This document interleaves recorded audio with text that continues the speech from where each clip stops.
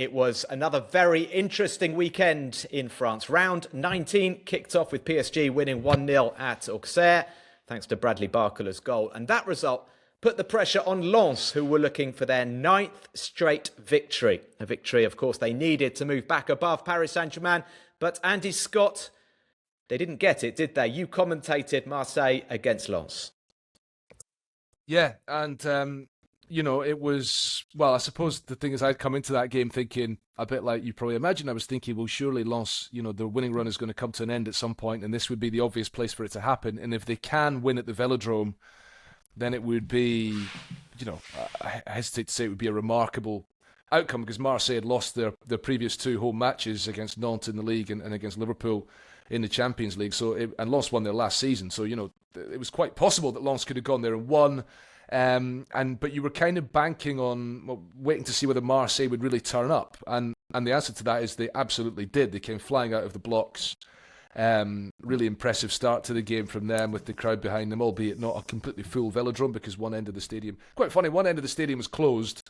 The north end of the stadium closed as a punishment because they'd let off pyrotechnics in a match against Monaco in December. So the response of the other end of the stadium before kickoff this time was to have a proper full-on fireworks display. And you saw they had a lot of images of the players on the bench, so the likes of Aubameyang and Pavard, sort of wide-eyed, kind of laughing at this as the fireworks were going off up into the sky. So I imagine that there will be another punishment coming Marseille's way. But with the crowd behind them, they were superb in the early stages. They were 1-0 up after 3 minutes. They were 2-0 up after 13. Just blew Lens away. And, there's 2 things to that. One is that Marseille showcasing their strength and depth in attack, because Mason Greenwood didn't start the game, which was quite a bold move from Roberto De Zerbi. Perhaps he was saving Greenwood for the big Champions League game to come in Bruges, but then, do you really rest your best player for a very important league game? And of course, there was also Aubameyang on the bench, and he gives a start to Ethan Nwaneri, who obviously a player you know a lot about, Matt, on loan from Arsenal, young talent who scored a great goal. And that showcased Marseille's, the depth that they have available to them, but also Lens' relative sort of lack of depth was exposed because they were without Samson Baidu, who's been very good for them in defence this season. They've already been kind of, down to the bare bones in terms of numbers at the back, and suddenly they didn't have, have a back 3. Suddenly didn't have they didn't have 3 sort of recognised centre halves starting for them, and the best defence in the league was blown away. They were never really in the game. Florian Thauvin didn't do anything, and I think that it's a reality check for Lens. They scored a nice goal towards the end. They have got some lovely players, including Mamadou Sangaré, whose assist for the goal that they got back is worth checking out if you've not seen it. A great pass with the outside of his left foot, sort of Lamine Yamal-esque. But I think that, it is a reality check. It's the fact is still that they'd won 10 games on the bounce between League and Cup before then. Hopefully for them they can bounce back. But it's, it kind of confirmed that if you're going to keep up with PSG, you need to keep on winning every single game. Yeah. And eventually it becomes hard to do that. And Marseille, when they turn it on, are a pretty good team. Yeah, and Lens, they've got a brilliant starting 11, but like you say, they'd already lost Jonathan Grady to a broken leg. Gagnyou's come in and done really well. But you take Samson Baidu out of the centre of defence and it's not the same thing. They are doing remarkably well in terms of points, but PSG, despite not always being convincing, are just sort of getting the wins as well. Tom, just on Marseille, a really good performance. They're now within 5 points of Lens, and maybe they can home in on second place. But it's infuriating, isn't it, for Marseille fans? We say this, I was at the Velodrome on Wednesday thinking they could really give Liverpool a proper test. They were really disappointing. I know it's a different calibre of opposition. Liverpool were pretty strong, pretty impressive at the Velodrome, but so inconsistent. Where was that attacking football in the first 15 minutes that we saw against Lens? Where was that against Liverpool? Yeah, I mean, I guess the obvious answer is it is easier, relatively speaking, to do what they did against Lens when you're playing Lens than it is against Liverpool. But it is. It is baffling, their inconsistency. The fact that they could go from the abject low of losing at home to an absolutely wretched Nantes team Yeah, that's a better example. You know, a couple of weeks later, that they blow away this fantastic Lens team, and you felt the intensity right from kickoff. I mean, obviously Guiri scores his first goal in the 3rd minute, but there was a controlled aggression to OM's football right from the start, and Lens really struggled with it. And if Marseille were capable of doing that in every single game, they would be, higher up the table probably in the league, and quite possibly in the Champions League. But it is, it is a long-standing issue really, and I think part of it just plays into, what a volatile environment there is at Marseille, and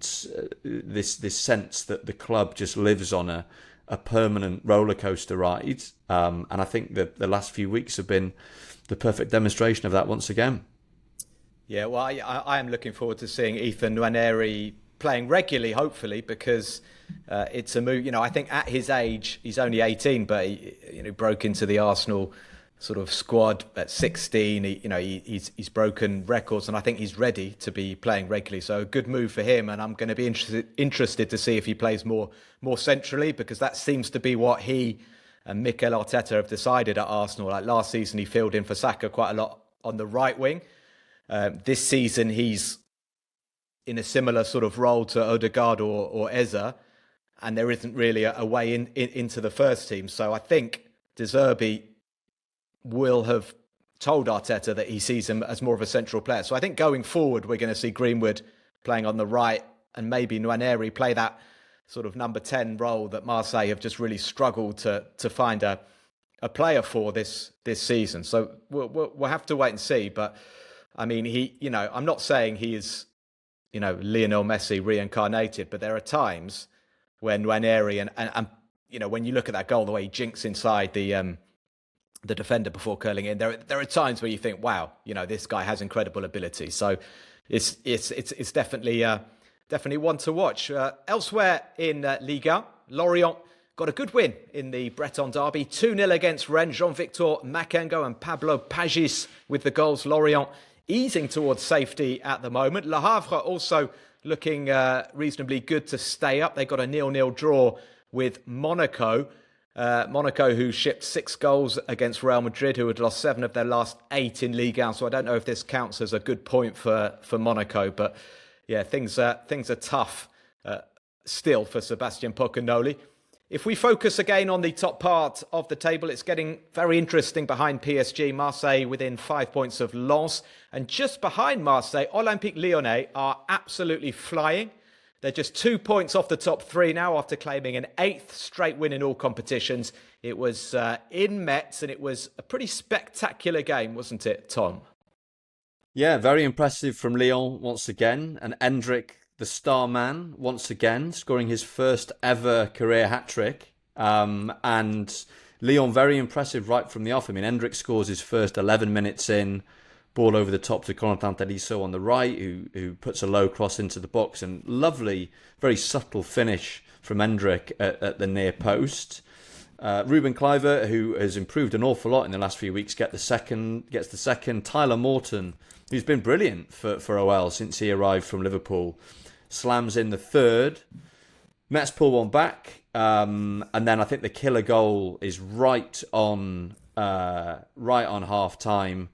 Morton releases Endrick to run in down the right hand side, and he slots it past Jonathan Fisher, and then he completes his hat-trick later on with a very coolly taken penalty. And yeah, I mean, Lyon could have won even more comfortably, ended up winning 5-2. But we've praised the work that they did over the first half of the season quite a few times on this podcast already. But, you already had this team that was functioning extremely well, despite the fact they lost so many important players last season, and despite the fact that their hands have been tied in terms of recruitment. And now all of a sudden you're bolting onto that collective, this sensationally talented teenage Brazilian striker who is desperate to play his way into Brazil's World Cup squad. And if he carries on at this rate, he's going to finish the season with, upwards of 15 goals for Lyon. So he's doing his chances of going to the World Cup no harm, and at the same time he's helping Lyon to put themselves right into Champions League contention. I think it's really interesting. I mean, I think they've won 8 games on the bounce now in all competitions, and they've got real momentum. And you sense that it was that was the missing piece for them, was a guy who can put the ball in the net. And they knew what they needed to do. They went out and got a really exciting young talent, and he's already delivering. And I think that more broadly speaking, it's a really this could be the story of the season in a way. If Lyon do finish, I know that if you finish 4th, you're not guaranteed to be in the Champions League phase. You'd have to go into the qualifying rounds. But if they can get top 4 and then get into the Champions League next season, that would be to the enormous credit of Paulo Fonseca, who obviously we know is a great coach. He has his teams playing great football. However, we've seen him in the past when he was at Lille. A couple of times, I think they sort of suddenly tailed away right at the end of the season and fell short of their objective. So let's see if they can keep this going. There is a chance for them to open up a gap, I think, in the top 4, because you have Lille a bit all over the place, Monaco, as you said, all over the place. Maybe it depends a bit on Strasbourg and possibly Rennes too. But I think there's a chance for Lyon to look at the fixtures they've got coming up. They're reasonably kind in the next few weeks, and if they can really establish themselves in the top 4, get a bit of daylight there and possibly get themselves in a position to be back in the Champions League, that would be huge for them, because of course the financial situation at that club is still deeply serious and they need to do something about it. They need to be in the Champions League. Yeah, well, Lyon have got maybe an ideal fixture next weekend, because they're at home against the crisis club. They're at home against Lille, who lost for the 5th game running on Sunday night. It's been 5 defeats from 5 so far this calendar year for Bruno Genesio's team. There were reports on Thursday night, after they lost away to Celta Vigo in the Europa League, that Genesio had offered his resignation to Olivier Letang. Suggestions that Genesio's not happy with the transfer business, not happy with the fact that the club are reluctant or even refusing to strengthen with another attacker in January. Those reports were denied by the club, but clearly there is a lot going on behind the scenes at the moment for Lille, and they folded on Sunday night against Strasbourg. Genesio decided to go slightly more defensive. He brought Chancel Mbemba in and played with 3 centre-halves, 5 at the back. When you're playing at home, Olivier Giroud on his own again in attack, and it's become a real problem for Lille. We know that Giroud's a terrific player, but we know that he's 39 and wasn't brought in to be playing week in, week out. And I heard him in his interview afterwards, and he said we're all exhausted mentally and physically, but I think he's talking mainly for himself, because he shouldn't be playing that much. It went badly wrong also because Strasbourg were absolutely excellent. They set themselves up in very solid fashion. Joaquin Panicelli scored a terrific first goal, turned Chancel Mbemba maybe a bit too easily. Enciso then scored as well after a really good move involving Barco, Panicelli. And then Martial Godot scored 2, the young English winger in the second half. Strasbourg 4-0 up, the home crowd booing. And although Lille got one back very late through Fernandez Pardo, it's another really sort of damaging defeat. And it's hard to know what is going to happen really in the next few days. Tom, do you think Genesio, who is out of contract in the summer, is going to stay on, is going to kind of take responsibility for this situation? Is it a way as well of putting pressure on Letang and the Lille board to spend on a new attacker? I should say that, Hamza Igaman has got a bad injury. So essentially it's just Giroud in attack, plus a very young player, Diaoun, who's only 18. Yeah, I mean, you kind of feel like Lille have to recruit. You look at the team that they put out last night, and with Igaman being out, they have no choice but to start with Olivier Giroud, who is obviously not going to be able to be capable of playing every single game between now and the end of the season. They were without Benjamin Andre and Nabil Bentaleb in midfield, the 2 senior centre mids. So you had Ayoub Bouadi and Galayel Mukau trying to hold things down in the central midfield, and against a team that bristles with energy in the way that Strasbourg do, that was always going to be a recipe for disaster.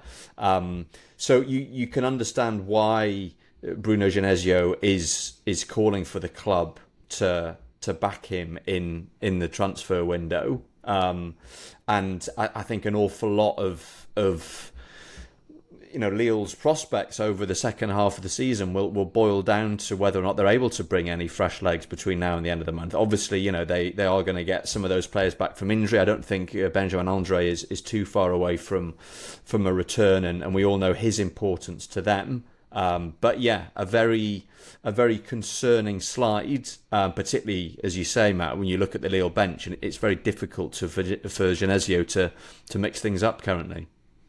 Well done to Gary O'Neill. 3 wins from 3, 12 goals scored in that time. He's really adapting to French football very well. I'm going to play this little bit of audio that I heard on the television coverage, because we do have these microphones that pick up a few exchanges down in the touchline area. This is the 4th official, who was Eddie Rossier, telling Gary O'Neill just to pipe down a little bit, informing him who is making the decisions out there. Hey, just not referee. I'm the referee. He's the referee. We are the referee. So Gary O'Neill being told in no uncertain terms who the referee is, and I think you probably heard the Strasbourg's coach saying, "Don't talk to me like that." But Andy, that's one of the things, isn't it? Adapting to Liga, you've got to get to know these French referees. At the same time, by the way, Bruno Genesio was sitting up in the stands, suspended after his latest outburst at the referees. But he's doing well, and O'Neill is saying, "Listen, I've got an amazing squad, and we're aiming high. They're only 2 points behind 5th placed Lille now, and they're rising." Yeah, well, it's what I said. Obviously, with Lille being in a bit of a crisis, there's an opportunity there for a team like Strasbourg to come back into it, which is great for them, because they've been on that pretty awful run, of course, in the latter weeks of Liam Rosinier's reign, where they weren't picking up many points. Gary O'Neill clearly comes in with this big room for improvement, with a good squad, some fine players. We were talking off mic earlier on about Valentin Barco, what a great player he is, but there are a lot of very talented players in that Strasbourg team, and it's a case of if Gary O'Neill can get the best out of them on a regular basis, then they're going to rise up the table. There is, of course, a little bit of pressure on him as a result of that, and I don't know if scepticism about his record would be fair, but obviously he was used to managing clubs at perhaps a lower level in terms of the Premier League table, teams not competing towards the top. He's coming in now at a club looking to get into the European places, and he's got to deliver fairly quickly, but it will be fascinating to see how they get on against Paris Saint-Germain on Sunday, because with the crowd behind him at the Stade de la Méno, then that could be a terrific game, and despite everything we've said about PSG, that's going to be a tough one for Luis Enrique's team if Strasbourg are on their game. Yes, indeed. Well, last Sunday also saw a good win for Nice. They won 4-1 away to Nantes, who still haven't won at the Beaujois since August. 2 goals for Mohamed Ali Cho there. It's quite interesting at the bottom. The bottom 3 all lost, and there's a bit of a gap now between. So you've got Nantes in 16th, Auxerre 17th, Metz in 18th. Nantes have got 14 points.